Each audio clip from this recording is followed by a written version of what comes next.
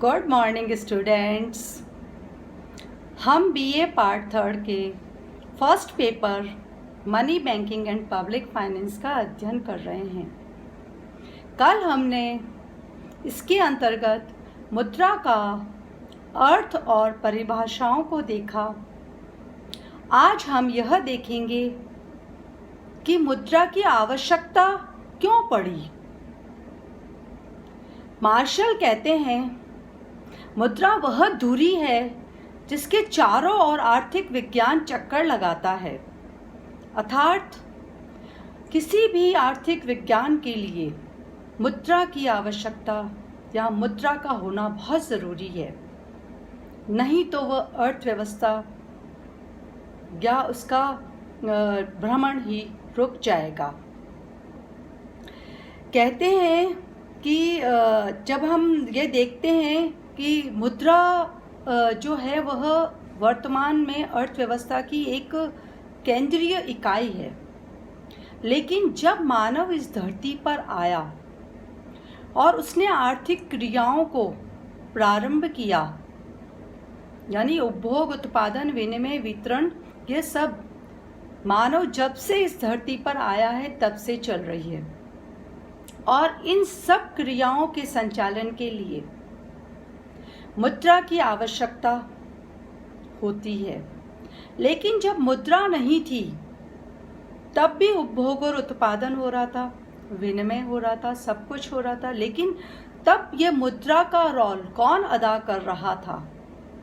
उस समय व्यक्ति वस्तु जो वह स्वयं उसके पास होती थी या वह उत्पादित करता था, जितनी उसको आवश्यकता होती थी वह अपने लिए रखता था और अतिरिक्त वस्तु को दूसरों को देकर और उनसे अपने आवश्यकता की वस्तुओं का विनिमय करता था। अर्थात वस्तु विनिमय प्रणाली प्रचलित थी, जिसके अंतर्गत व्यक्ति वस्तु को देकर वस्तु प्राप्त करता था। लेकिन वस्तु विनिमय प्रणाली के अंतर्गत बहुत कठिनाइयों का सामना करना पड़ा। उन कठिनाइयों से बचने के लिए ही मुद्रा के आविष्कार की आवश्यकता हुई। मुद्रा से पहले मुद्रा के रूप में वस्तुएं जैसे कि अनाज, चाय, चीनी, आलू इत्यादि इत्यादि को हम मुद्रा के रूप में प्रयोग करते थे, या पशु जिसमें गाय, बकरी, भैंस इत्यादि इत्यादि को भी हम मुद्रा के रूप में प्रयोग करते थे, या धातुएं जिसके अंतर्गत सोना, चांदी, कांसा इत्यादि इत्यादि का भी प्रयोग मुद्रा के रूप में किया जाता था। तो इस प्रकार से जब मुद्रा नहीं थी तो मुद्रा से पूर्व में मुद्रा के रूप में हम वस्तुओं को, पशुओं को, धातुओं को, इत्यादि वस्तुओं को यूज़ किया करते थे। और यानी कि कौड़ी से लेकर रत्न आदि सभी को मुद्रा के रूप में प्रयोग किया जाता था। परंतु इनमें से भी कीमती वस्तुओं ने अपना प्रभुत्व जमा रखा था। क्यों? क्योंकि इन वस्तुओं को हम छोटे छोटे टुकड़ों में विभाजित कर सकते थे या इनका मूल्य ज़्यादा हुआ करता था, तो व्यक्ति इनको अपने पास संग्रह करके ज़्यादा रखता था। लेकिन जैसे जैसे समय बीतता गया और मानवीय आवश्यकताएं बढ़ती गई, वैसे वैसे केवल वस्तु और पशु या इन धातुओं से काम नहीं चला। इनमें अनेक कठिनाइयाँ होने लगी विनिमय करते वक्त। इसलिए मानवीय आवश्यकताओं की पूर्ति आसानी से हो सके, उसके लिए मुद्रा की आवश्यकता हुई।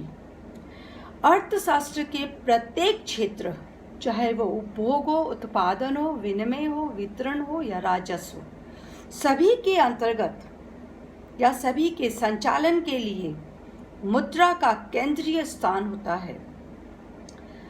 यदि वस्तु विनिमय के द्वारा हम इन अर्थशास्त्र के प्रत्येक क्षेत्र का संचालन करना चाहें तो बहुत सारी कठिनाइयाँ उत्पन्न हो सकती है। इसीलिए हम इन कठिनाइयों से बचने के लिए मुद्रा का प्रयोग करने लगे। जब राजा हुआ करते थे तो राजा अपनी राजमुद्रा जो कीमती धातु होती थी उसकी बनाते थे। अब जो देश हैं वह देश भी, प्रत्येक देश अपनी भिन्न भिन्न मुद्रा निर्गमित करता है और उसके द्वारा अर्थव्यवस्था या किसी भी देश की अर्थव्यवस्था का संचालन किया जाता है। लेकिन हम यहाँ यह देखेंगे कि वस्तु विनिमय के अंतर्गत वह कौन सी कठिनाइयाँ थी जिन्होंने मुद्रा का आविष्कार कर दिया। ये मुख्य रूप से 4 है। पहली है आवश्यकताओं के दोहरे सहयोग का अभाव, दूसरी है मूल्य के मापक का अभाव, तीसरी है वस्तुओं की अविभाज्यता और लास्ट है भविष्य के लिए धन संग्रह करने में कठिनाई। ये 4 प्रकार की कठिनाइयाँ हमें वस्तु विनिमय के अंतर्गत देखने को मिलती थी। आज हम इनका एक एक करके अध्ययन करते हैं। पहला, आवश्यकताओं के दोहरे सहयोग का अभाव, अर्थात वस्तु विनिमय प्रणाली के अंतर्गत यह आवश्यक होता था कि जिन 2 व्यक्तियों के मध्य वस्तुओं का विनिमय हो रहा है उनको एक दूसरे की वस्तु की आवश्यकता होना ज़रूरी है। उदाहरण के लिए राम के पास में कपड़ा है और श्याम के पास में चावल है, तो इन दोनों के मध्य तभी विनिमय संभव था जब जो राम है वह कपड़ा देकर चावल ले और श्याम चावल देकर कपड़ा ले। और यदि इन दोनों में दोहरे सहयोग का अभाव हो, यानी कि श्याम को चावल के बदले में कपड़ा नहीं चाहिए, तो विनिमय असंभव होता था। अर्थात वस्तु विनिमय के अंतर्गत दोहरे सहयोग का होना बहुत आवश्यक होता था। यानी दोनों व्यक्ति जो विनिमय कर रहे हैं उन्हें एक दूसरे की वस्तु की आवश्यकता होना आवश्यक होता था। लेकिन इस दोहरे सहयोग के अंतर्गत कठिनाइयाँ बहुत ज़्यादा बढ़ गई, क्योंकि एक व्यक्ति और दूसरे व्यक्ति की आवश्यकताएं एक सी हो आवश्यक नहीं था। परंतु मुद्रा के आगमन ने इस कठिनाई को दूर कर दिया और प्रत्येक व्यक्ति पहले वस्तु और सेवा के बदले में मुद्रा प्राप्त करता है और फिर उस मुद्रा को देकर वह अपनी आवश्यकता की वस्तु और सेवा को प्राप्त करता है। दूसरी कठिनाई मूल्य के मापक का अभाव। वस्तु विनिमय प्रणाली के अंतर्गत एक वस्तु और सेवा का मूल्य दूसरी वस्तु और सेवा में कैसे मापा जाए, यह बहुत कठिन होता था। यदि वस्तुओं की संख्या कम है, उदाहरण के लिए केवल यदि 3 वस्तुएं ही हैं जिनके मध्य विनिमय हो रहा है, तो उनके माप को हम याद रख सकते हैं, क्योंकि ए का बी में क्या मूल्य है, ए का सी में क्या मूल्य है और बी का सी में क्या मूल्य है। अर्थात हमें 3 भावों को याद रखना पड़ता था। लेकिन यदि वस्तुएं 2 से अधिक हो जाती है, या वर्तमान में जैसा कि वास्तविकता में होता है कि वस्तुएं केवल सीमित नहीं है, अनेक है और हर व्यक्ति की आवश्यकताएं भी अनेक है, तो यदि वस्तुएं 2 से अधिक यानी 100 या उससे अधिक हो जाती है, तो एक का दूसरे के अंतर्गत माप को याद रखना बहुत कठिन होता है। इसीलिए मुद्रा का आविष्कार हुआ और मुद्रा के द्वारा किसी भी वस्तु के मूल्य को मापना बहुत आसान सा हो गया। तीसरी जो है वस्तु की अविभाज्यता। कुछ वस्तुएं ऐसी होती है जिनका विभाजन करना असंभव सा होता है, जैसे गाय और भैंस इत्यादि। यदि ऐसी वस्तुओं का विभाजन करना हो तो संभव नहीं है। एक व्यक्ति जिसके पास में जैसे गाय है और वह दूसरे व्यक्ति से विनिमय करना चाह रहा है, तो वह उस गाय को तब तक उस व्यक्ति को नहीं देगा जब तक कि उसे उस गाय का पूरा मूल्य नहीं मिल जाए।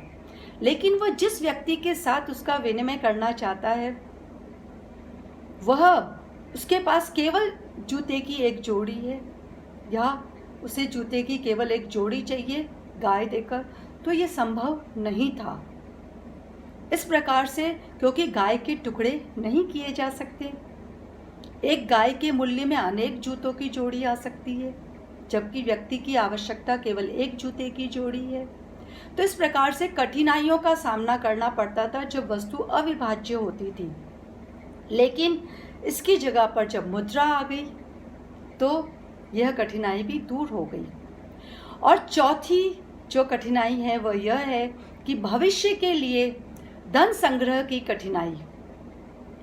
वस्तु विनिमय के अंतर्गत धन को संग्रह करना बहुत कठिन होता था, क्योंकि वस्तुएं नाशवान होती है। जैसे जो पशु है वह भी एक अवधि के बाद में नष्ट हो जाते हैं, और जो खाद्यान्न सामग्री है वह भी कुछ समय के बाद में नष्ट हो जाती है। तो उनको हम लंबे समय के लिए संग्रह करके नहीं रख सकते हैं। तो यदि हमें धन को लंबे समय तक संग्रह करके रखना है तो वह मुद्रा के द्वारा ही संभव हो सका। इसीलिए मुद्रा की आवश्यकता पड़ी। अर्थात उपरोक्त सारी कठिनाइयाँ जो हमने देखी वस्तु विनिमय के अंतर्गत पाई जाती है, उन्हीं की वजह से मुद्रा की आवश्यकता पड़ी। और वर्तमान समय के अंतर्गत मुद्रा अर्थव्यवस्था की धुरी बन चुका है। और अब वर्तमान समय में हम वस्तु विनिमय की कल्पना भी नहीं कर सकते। किसी भी अर्थव्यवस्था का अच्छे से संचालन करने के लिए मुद्रा एक केंद्रीय स्थान रखती है, अर्थात मुद्रा बहुत आवश्यक है। आज के लेक्चर में इतना ही काफ़ी। धन्यवाद।